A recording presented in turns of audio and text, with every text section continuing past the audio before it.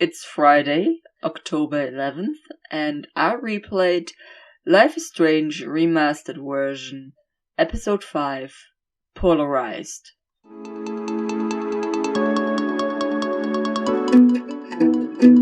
I'm replaying Life is Strange, the remastered version, because the calendar dates match up.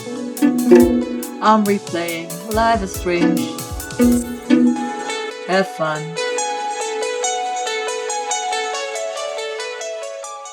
And for the last time, as always in this series, I'll be reading you the plot summary from the Life is Strange wiki. Episode 5, Polarized. Trapped in the dark room, Max must escape and rewind to save Chloe from the gunshot by Mr. Jefferson. Finding out Nathan was killed, Max eventually finds a way to reunite with Chloe. Max is confronted with the devastating consequences of her actions over the week and her biggest fears, and in the end is left with two choices. Sacrificing Chloe, saving Acadia Bay and her friends, but Chloe ends up dead, or sacrificing Acadia Bay, presumably killing all her friends but leaving Chloe alive. The two leave the town's ruins in Chloe's truck shortly after the town's destruction. What an episode. And as the summary says, we start in the dark room, and I totally forgot that if you warn Victoria about Nathan and the dark room, she runs to Jefferson, and obviously that gets her kidnapped. But to be honest, it does kinda fit in with my plan I had to play with as little metagaming as possible and play it as much as I could as if I was playing it for the first time. So warning her about the dark room was obviously a good choice there.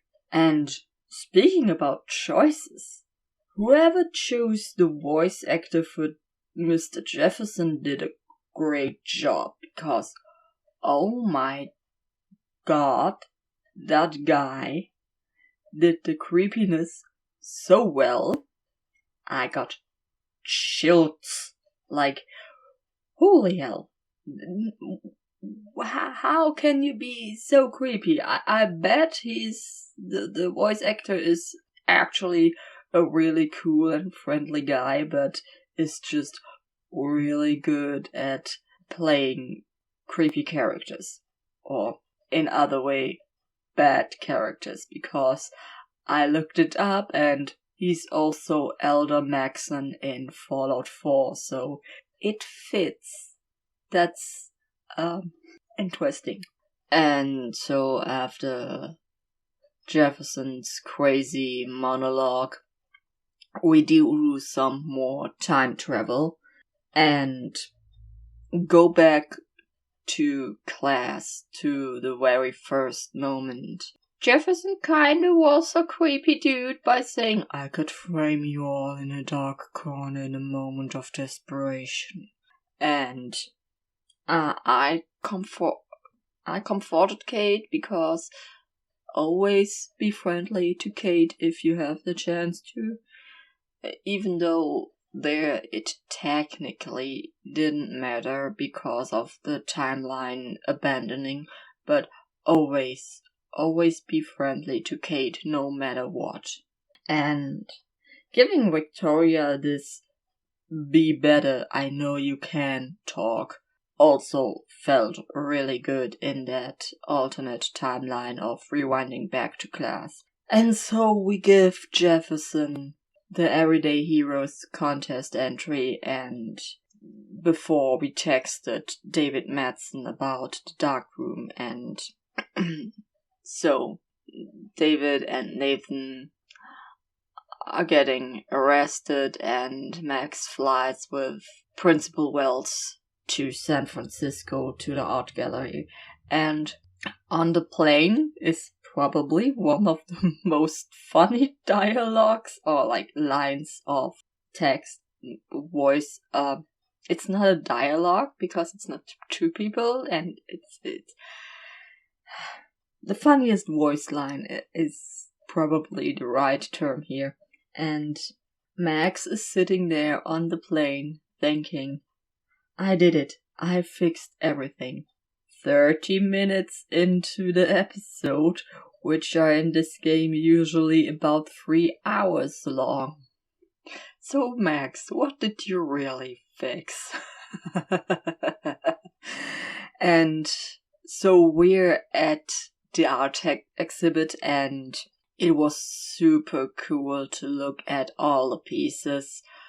I myself recently was at a photography art exhibit last month, and it was so cool. It was all like ocean and deep sea and underwater photography, and it was really cool. And also pretty shocking because on the ground floor there were all those pretty pictures of nature and all kind of water creatures, and on the first floor they were all absolutely fucking terrifying pictures of pollution and mass fishing and sharks that had their fins cut off, and seals stuck in nets like some fucking BDSM model. Just that seal definitely did not consent to be in that net, and those pictures were terrifying.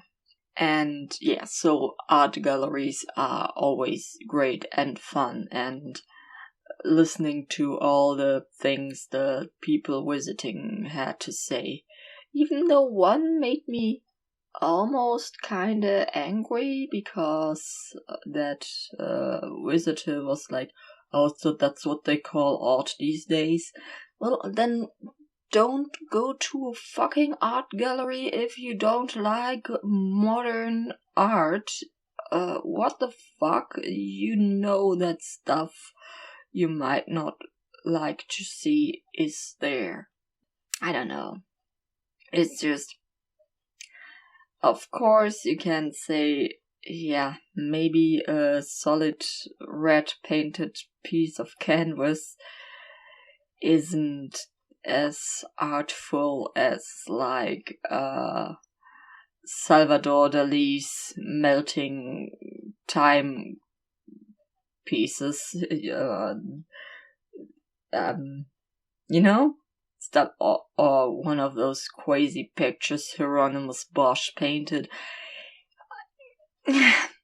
But I think sometimes it goes like with intention, like you'll never know the process. Like maybe if you look closer, that solid red painted piece of canvas actually has like some specific structure to it or something. Art is such a big topic, and there can be so many different pieces and ways to make art, and you gotta accept that, especially if you're a visitor of an art gallery. The stuff that I've seen at art galleries is absolutely bonkers. It's wow. Some stuff was super impressive, like just basic pretty pictures, and then there were art installations and everything, and it can go many ways.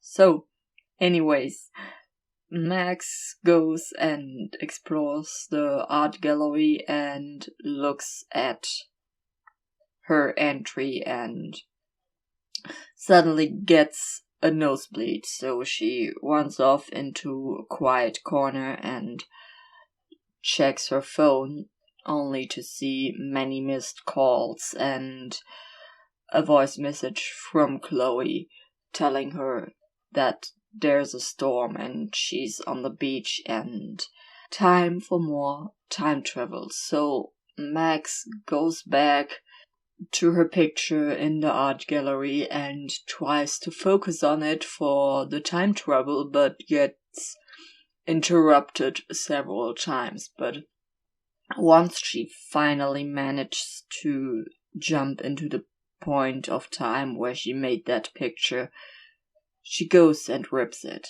and there's a timeline change again, and Max is back in the dark room.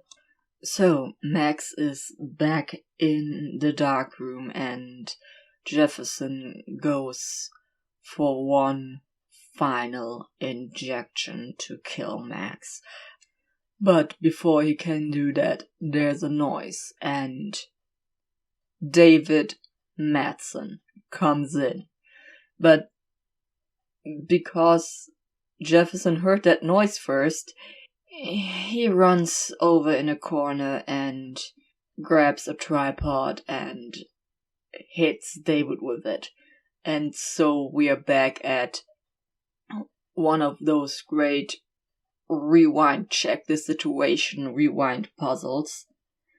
And that was so much fun. Like, you had to wait for the right moment to warn David about Jefferson being ready to hit him with the tripod, because if you did it too early, Jefferson would go in for hitting Max. So you have to wait for the right moment there. And then if you warn him, and then there's just like this brawl and everything, and it's such a fun and tense situation. I really loved that moment in the puzzle. So David obviously defeats Jefferson because David is a soldier and he's in full Papa Bear mode, not gonna lie. Like, he's a protector.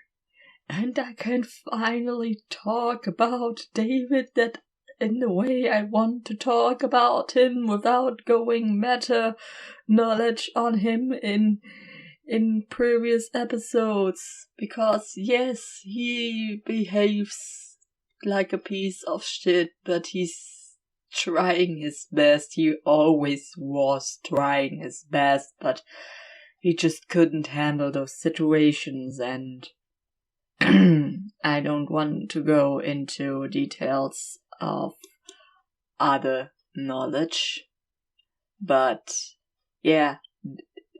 And so we have David frees Max from the chair and the duct tape, and Max and him having a little talk about things, and he's admitting that he hasn't been a great guy, and like, realization is the first step to betterment, so that's great, that's good for him, and he deserves the truth. So I did tell him about what happened to Chloe. So he goes and kills Jefferson, which is kinda a bummer because he deserves to rot in jail for a really long time for what he did. But, well, I totally also understand David that he wants to kill Jefferson for that. So that's fair. And so Max goes and drives to the diner to get Warren's picture that he has taken in the previous episode, and that's where the game really started to hit heavy with the emotions. So forget what I said about episode 4 being the most emotional.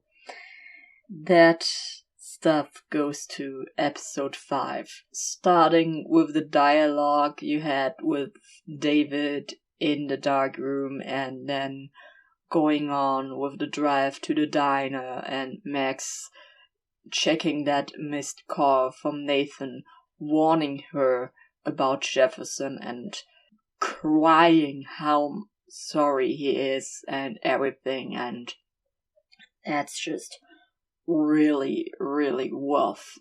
And also all the conversations in the diner are like Dan talking with Frank and telling him about Rachel, seeing him so damn broken, and talking to Joyce, telling her about David, that he is a good guy and trying his best and everything, and having that one last talk with Warren. And even though he has been low-key weird throughout the episode, Warren is still a great friend, and it's so great that he believed Max. And so before traveling through the picture, I gave him a hug. He deserved that. And that hug definitely felt less awkward than the hug in the very first episode that was rejected. Like, this time Max wanted to hug him too, so that felt pretty okay. And so we go to the evening in the parking lot where Chloe and Max were about to enter the Vortex Club party, and Max telling Chloe everything about the alternate timelines.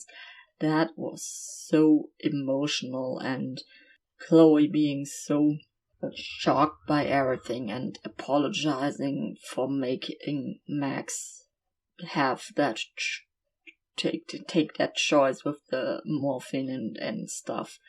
That was really emotional. So the timeline changes, and we find Max and Chloe on the beach, the tornado arriving, and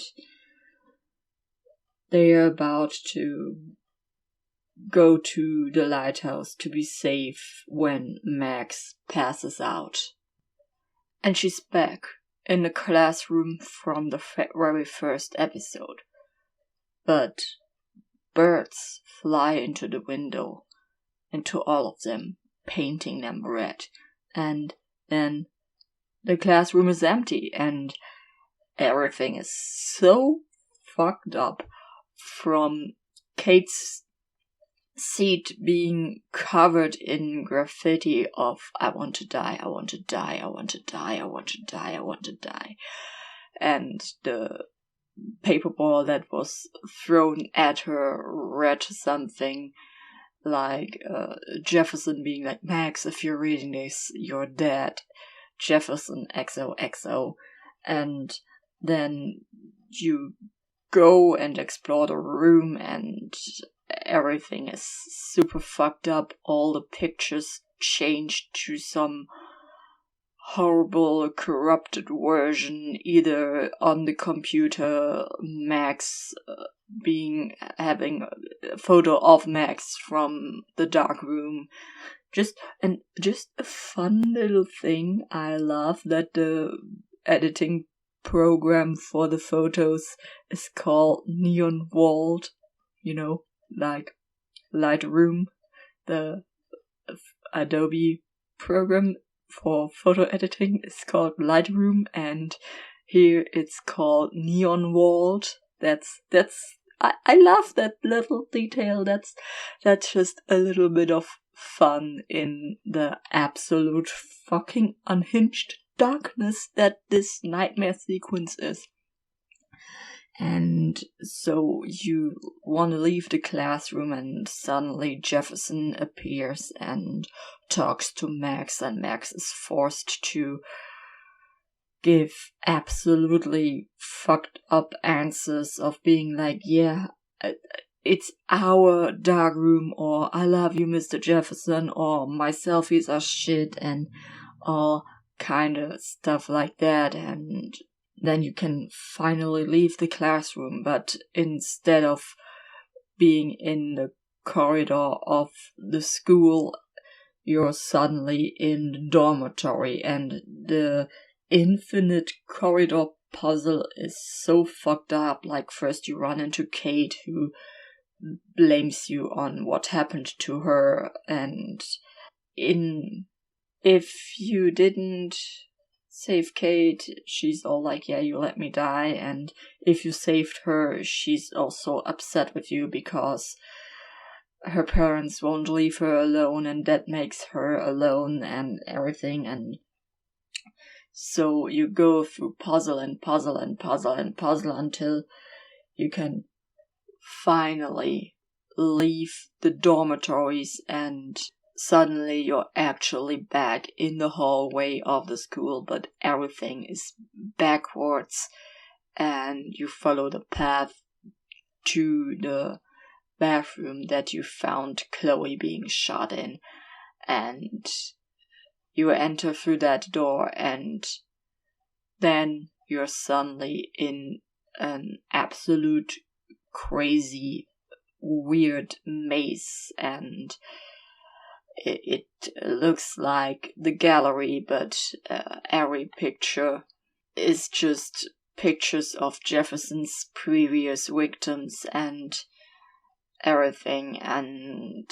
you have to navigate your way through that maze with Jefferson with a flashlight looking for her, and then you continue through rows of lockers, and there's also Warren and Principal Wells and David Madsen patrolling there and being super mean and saying weird stuff, and Warren being absolutely creepy with his "let's go Abe, Abe, Abe." And that's the point. That's why is Warren in the nightmare and being like that? I think that's really a weird point to have him there. It just leaves a weird taste in my mouth, considering the way he also behaved in the previous episodes.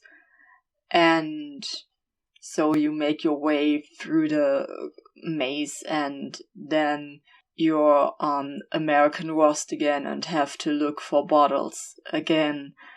And at the end of the American Rust junkyard puzzle thing, you get to sit down, and when you sit down, you're suddenly in the snow globe on the fireplace in the Price household, and you see the scene happen again with William leaving, and you get a text from him blaming her that she let him die, and when you look into the journal, you see other texts saying all kind of weird things and blaming Max for bad stuff.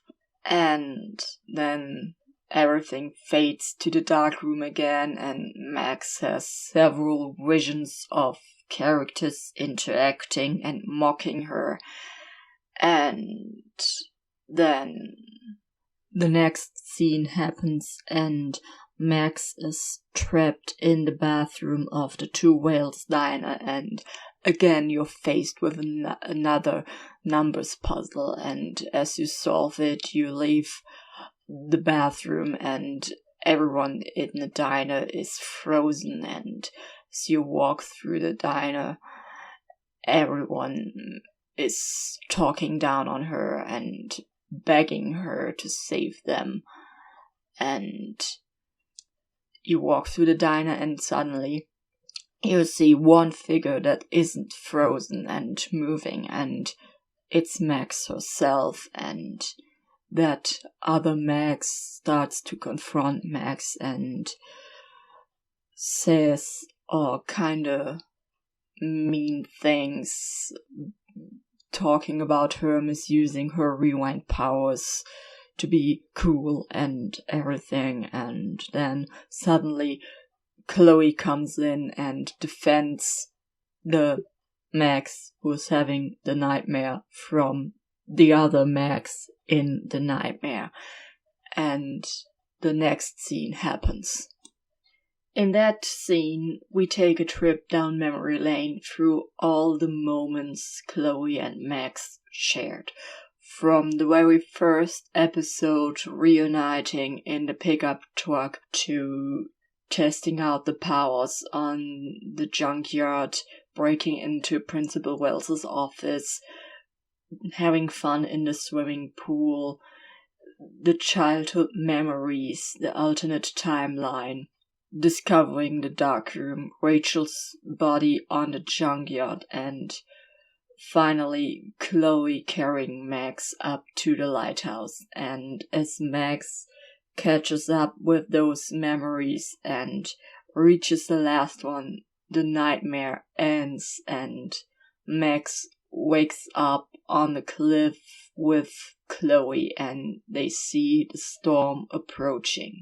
And it's here where we make the final choice of the game. After Chloe says to Max that she caused this and that there's a way to stop the storm, implying that if Max went back in time and let Chloe die in the bathroom, all that wouldn't happen, and that for once she doesn't want to be selfish and she doesn't want the whole town to die for her, and that she wants her mom to be alive and everyone else in town.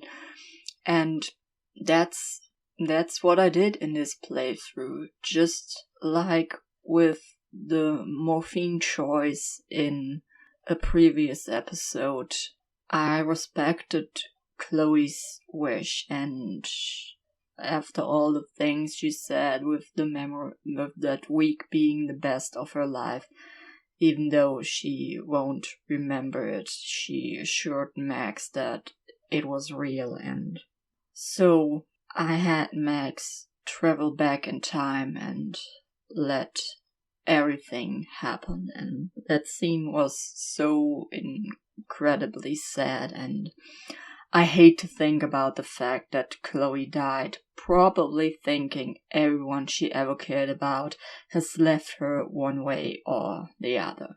And, the whole situation with having that choice between sacrificing Chloe or Arcadia Bay kind of reminds me of that one more or less rival TikTok sound that once went around, and it's like, let me tell you something about heroes. A hero would sacrifice you for the greater good. I have no such compunction. I would burn this world for you. And but I really feel like Max is the hero in that case, and overall the whole decision is just like one really big trolley problem. And just generally, I think it would be better to sacrifice Chloe, but my personal favorite is to sacrifice Arcadia Bay, because I probably also would obliterate an entire town for a person that means so much to me as Chloe does to Max. But in my head, the future for Max and Chloe is also probably a pretty rocky road. And I don't want to get into too much stuff that happens in other games, and I'm also really curious how the whole issue will be handled in the upcoming Life is Strange double exposure. But in my head, the sacrifice of Arcadia Bay will always be something that will hang over Chloe and Max's head, like something that could more or less accidentally be brought up in arguments from either of both of them. Either Chloe being absolutely guilt-ridden by survivor's guilt, having the entire town's destruction on her shoulders, along with Max making that choice. And with Chloe being the way she is and has been throughout the episodes, her always flying off the handle because of several things, they could get into a fight over something, maybe even over that specific decision. And just imagine in that case if they had such a big falling out that their relationship was broken. And then think about Max having made that choice and have that happen then. Just to have a little catastrophic worst case scenario thinking in there. And yeah, it's just super complicated. Like, obviously the right choice is to sacrifice Chloe, but my personal favorite is to save her.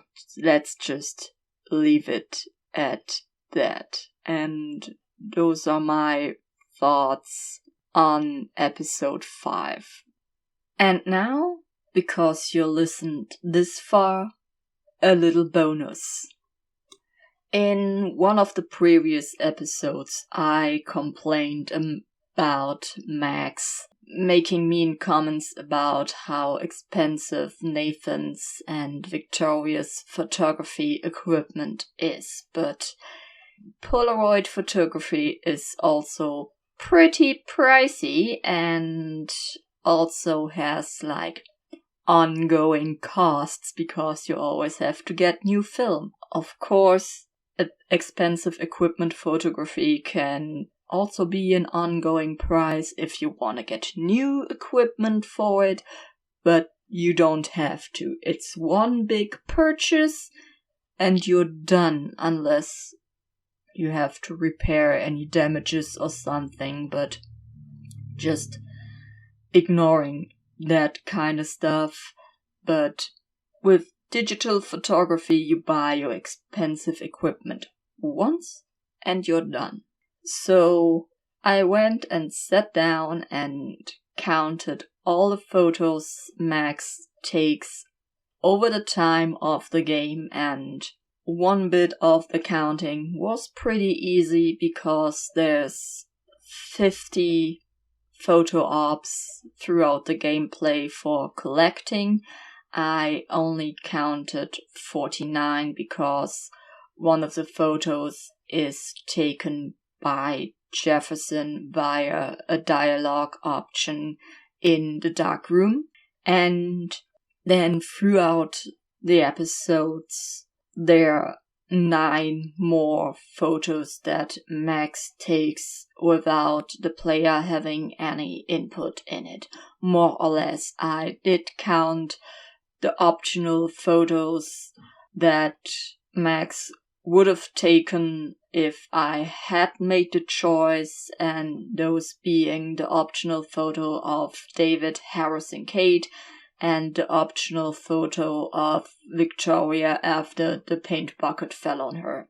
So we're at 58 photos throughout the game, and I did a little bit of research. Maybe you can get them for cheaper, but I did look on the Polaroid website, and the price for one Polaroid, and they come in a box of 8, and obviously you can get those deals of purchasing 3 boxes and get them for a little bit cheaper in bulk, but I did calculate it as $2 per picture. So with the pictures that Max takes throughout the game alone, or in episode 4 that Warren takes, but it's still a photo taken with her camera, so it's her price to pay. We come down to $116 alone for the photos taken throughout the game. But that's not every Polaroid we see, because the dorm room wall that Max uses as a backdrop for her Everyday Heroes contest photo. I counted those pictures, and that's 150 Polaroids on that wall. Plus or minus one, depending on if you can assume that some of them are completely hidden by the lights that she put on the wall. So that's $300 on that wall. And all that together are $416 of visible Polaroids. Who knows if Max has some of them hidden away somewhere in a photo album or at home or somewhere. And that also being an ongoing cost. And, well, I think our Max here is a little hypocrite, because her photography hobby is just as expensive, and in contrast to digital photography, as I said before, an ongoing cost. And with this little info, this episode comes to an end. I really hope you enjoyed it and liked going with me on the journey of revisiting the Life is Strange game. And yeah, so follow me on my social media if you want, especially on Channel 3, the Goodreads for video games. All important links are in the description. And until the next episode, bye.